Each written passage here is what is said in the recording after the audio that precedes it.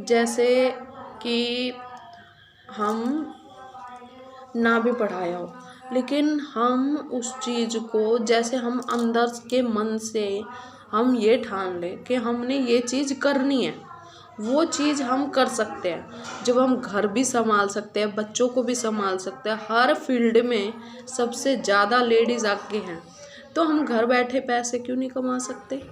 तो इसमें थोड़ा सा आपका मन निडर होना चाहिए कि हम ये कर सकते हैं और वो हमने करना है।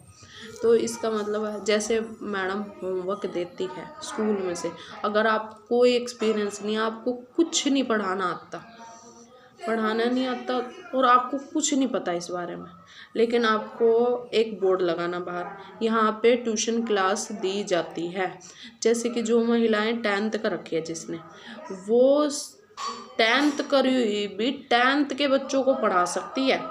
एक्सपीरियंस ऐसी चीज़ है, निडरता इतनी अच्छी चीज़ है ना, वो चीज़ बहुत आगे तक ले जा सकती है आपको। अगर आपने एक बच्चा भी बुला लिया बाहर, एक नेम प्लेट लगाओ कि यहाँ पे नर्सरी से लेकर +2 तक या 10th तक जैसा भी आपको बच्चे पढ़ाए जाते हैं। ट्यूशन हर एक स्कूल में अलाउ हो चुका है।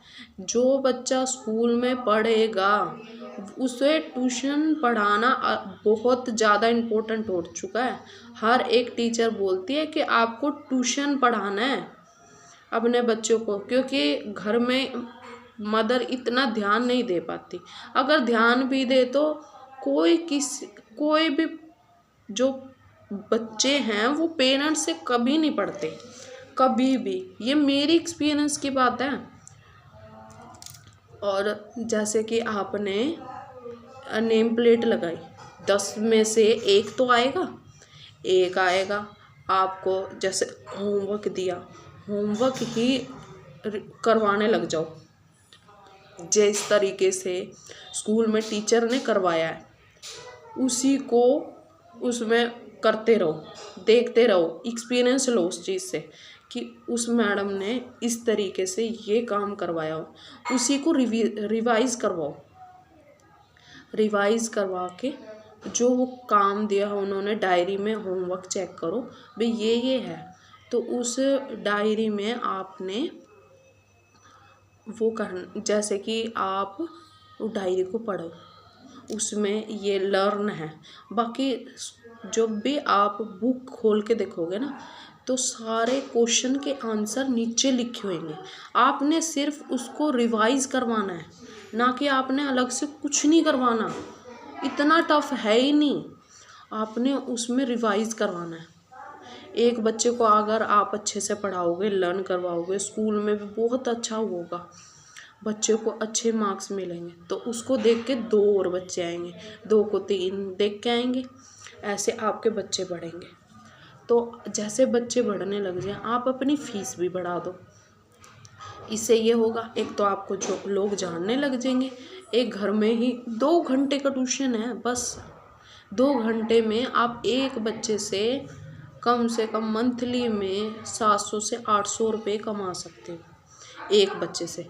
अगर आपने 20 भी बच्चे इकट्ठे कर लिए ना, तो आपकी जो ज़रूरतें हैं वो घर में से ही पूरी हो जाएंगी। आपको कहीं बाहर जाने की ज़रूरत नहीं पड़ेगी, आपको बच्चों को छोड़ने की ज़रूरत नहीं पड़ेगी, आपको अपना काम नहीं छोड़ने की ज़रूरत पड़ेगी, कुछ नहीं। आपको घर बैठे ही काम करना है बस। अगर आपके 10 बच्चे इकट्ठे हो जाते हैं, फिर आप घर में ही एक प्ले स्कूल शुरू कर दो। जब आपके ट्यूशन के बच्चे आने लग जाए, तो आप घर में प्ले स्कूल शुरू कर दो। प्ले स्कूल का कोई फंडा नहीं है। प्ले स्कूल में आपको 10 बच्चों से भी शुरू कर सकते हो, आप अपने घर में ही शुरू कर दो।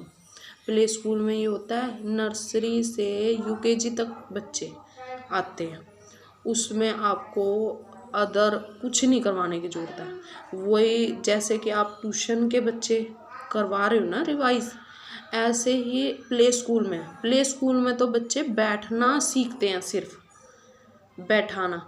जैसे कि 3 साल का बच्चा है, 2.5 साल का बच्चा है, बच्चे जो माँ बाप जॉब करते हैं, वो उन्हें छोड़ के नहीं जा सकते, तो वो उन बच्चों को प्ले स्कूल में डालते हैं। प्ले स्कूल में डालने का एक बेनिफिट है बनाने का, प्ले स्कूल बनाओगे तो एडमिशन फ़ीस आ जाएगी आपके पास, जो कि आपने कहीं ऑनलाइन कुछ नहीं करवाना। आपने प्ले स्कूल में वो ले ली, और बुक्स के लिए आप कहीं सेटलमेंट कर लो किसी बुक सेलर से सेटलमेंट कर दो।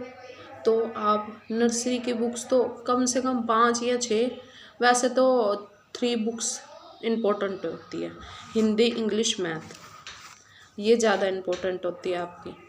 तो वो ही आपने इतना तो हम सबको एक्सपीरियंस होता है, 10 बच्चे तो हम खुद रिवाइज करवाएंगे।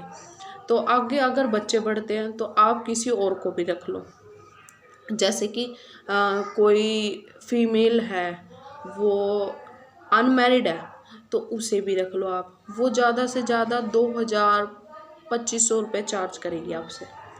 तो आपके जैसे बच्चे बढ़ते जाएंगे उसमें आपकी ट्यूशन भी हो जाएगी और आपका प्ले स्कूल भी हो जाएगा घर में।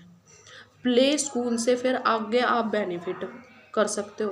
प्ले स्कूल में आज 10 आ रहे हैं, 10 जाके बताएंगे 20 को, तो आप 20 को भी वो कर सकते हैं,